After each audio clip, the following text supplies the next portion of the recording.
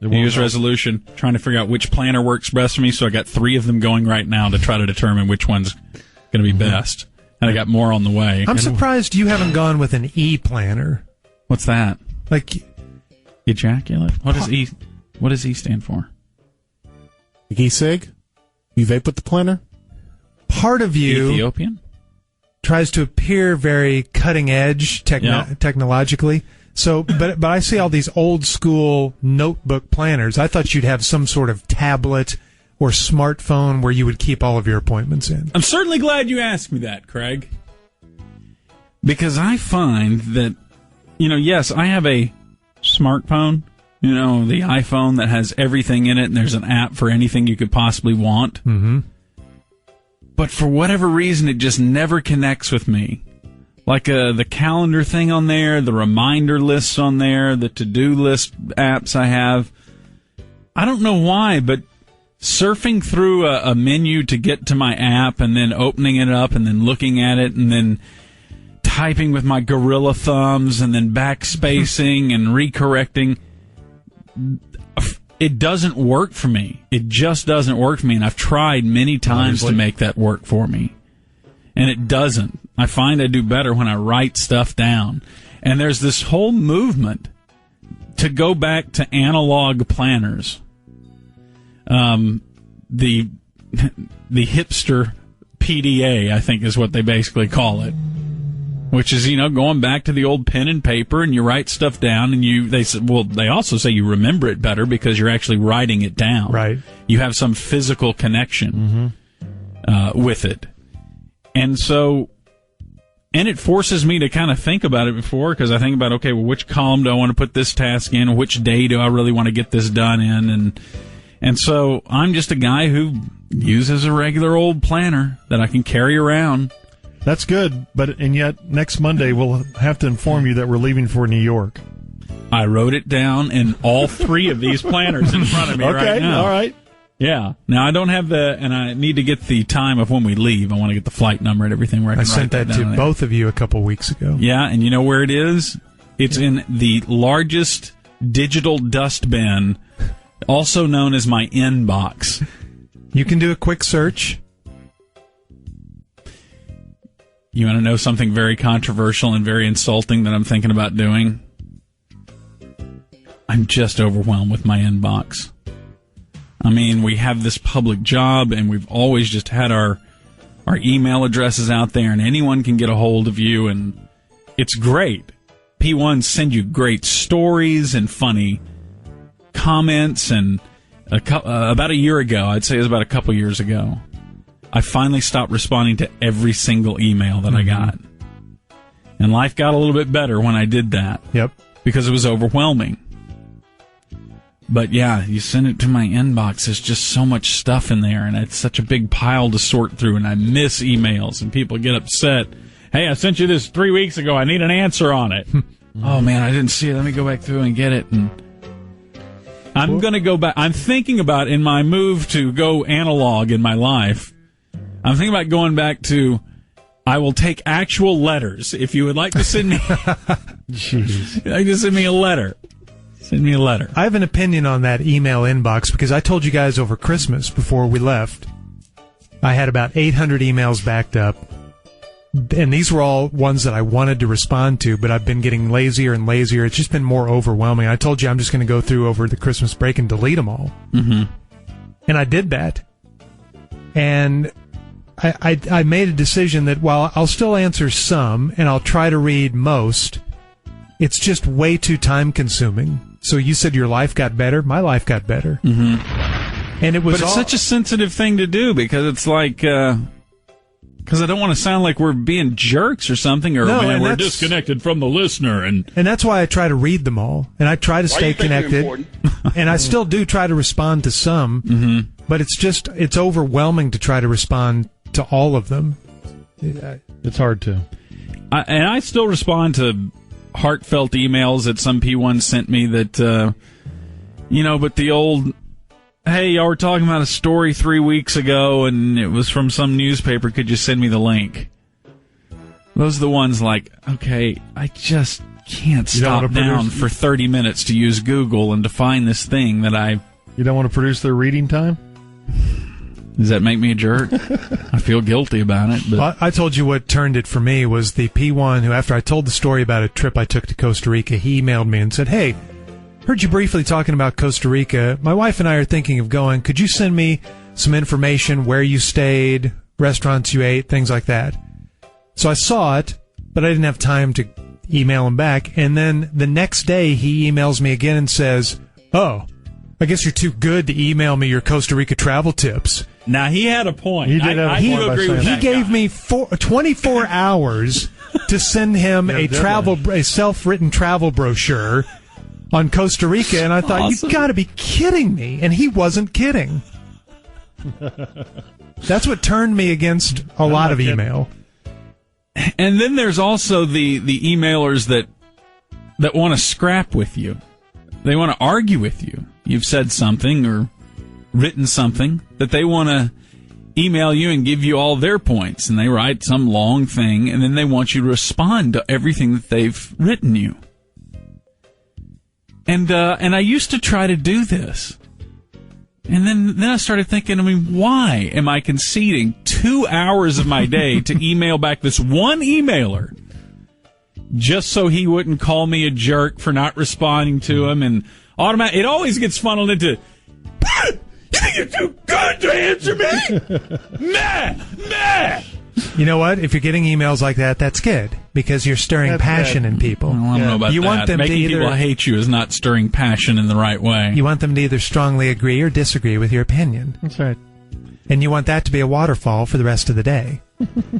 Well, I just I'm taking back a little time of my own life of not. That's good. And just the problem is also, it's like my email address has been public for 20 years now, and it's also on every PR person's Me too. spam list. Yeah. I mean, they send out, That's 100 a day, easy. Just Hi. PR stuff. People in America are getting more interested in knitting.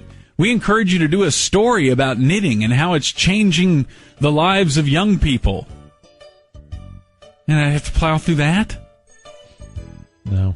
Well, don't go mail, because I think you have 150 letters in the mailbox here. Do I really? That's not working. They're all from the tollway.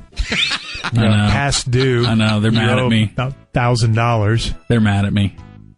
So yeah, that's why I've not so good at digital stuff. Is because digital stuff seems overwhelming. That's the other thing. You pull out your little handwritten planner, and you know what's in it. You know that I'm not going to open it up, and there'll be 200 requests for me to do something else that I didn't put in there. You open up your phone, and there's your Twitter thing showing you, you got a badge there that says you got 14 new direct messages, or you open, George? you see that you have the email. You know what I think we're You witnessing? have 100 more of those. I think we're witnessing the man who lives on his laptop finally cracking. Yeah. The man who Cracking. spends 20 hours a day on his laptop, I think it's finally gotten to him, and he's going back to caveman methods. Yep.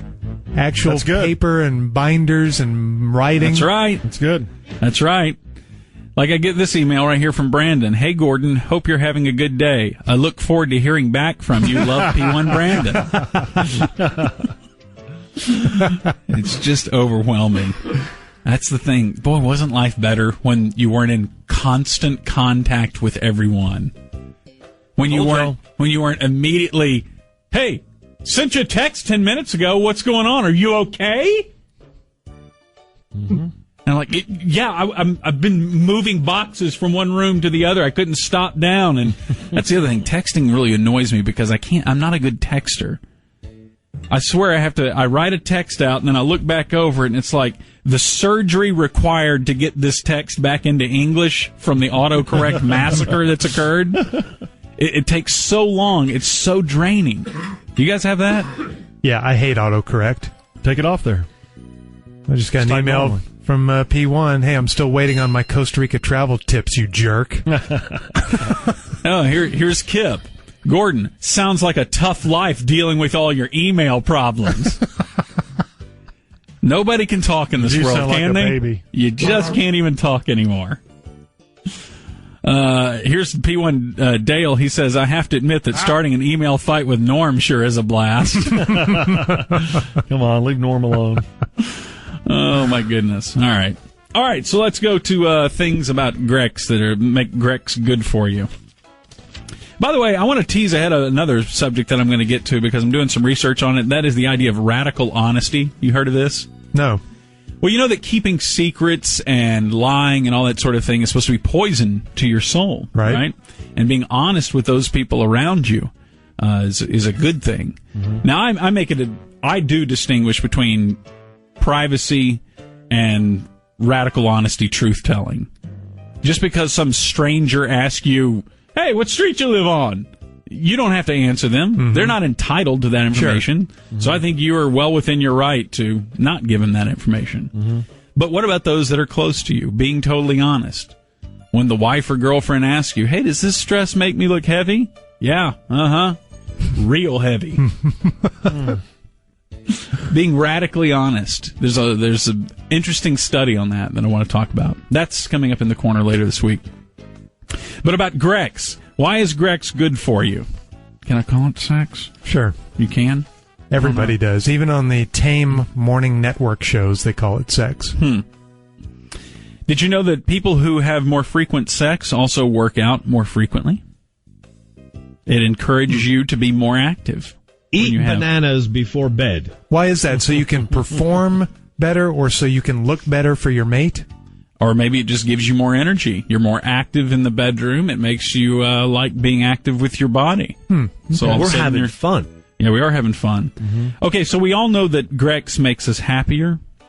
But according to this study, it's a little bit more specific than that. We are happiest when we think we're having more sex than our friends. That's what really makes you happy. That's interesting. It's not just having frequent sex. It's about having more frequent sex than your friends are. It's an ego thing. It's an ego thing. It's a competitive thing. They also did a long-term study that found a link between organisms and mortality. Among middle-aged men, the risk of death was 50% lower for those who had an organism at least 2 times a week compared to guys who did less than one a month. Interesting. Is less than one a month possible? Just wondering. And also, men who had love twice a week, at least twice a week, were less likely to have heart disease than those who did less frequently than that. And they found a similar connection with women.